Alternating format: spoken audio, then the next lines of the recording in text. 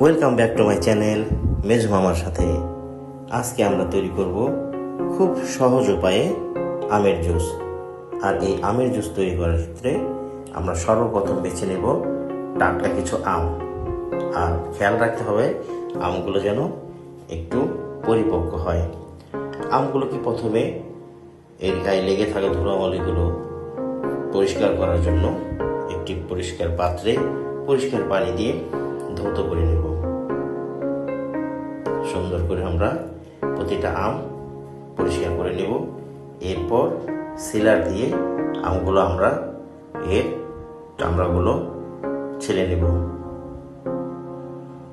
খেয়াল রাখতে হবে যেন সবুজ অংশ বেশি না থাকে। ছেলাকৃত আমগুলো আমরা আবার পরিষ্কার পানিতে ধুয়ে নিব এবং ছোট ছোট আকৃতিতে আমরা কেটে নেব। এখানে একটি বিষয় খেয়াল রাখতে হবে যে আমের যে আঁটি আছে, এই আঁটির গায়ের শক্ত অংশ এগুলোকে আমের মাংস থেকে আলাদা করে নিতে হবে।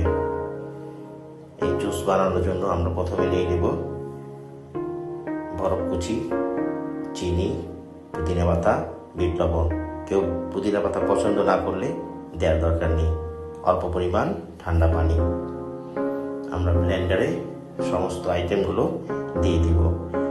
বরফ কুচি, আম, পুদিনা পাতা, বিট লবণ এবং পরিমাণ মতো চিনি এবং অল্প পরিমাণ পানি দিয়ে আমরা খুব ভালোভাবে ব্লেন্ড করে নেব।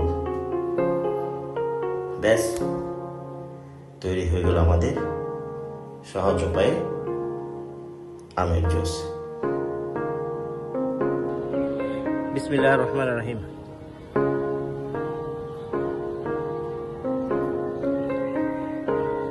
ধন্যবাদ সাথে থাকার জন্য।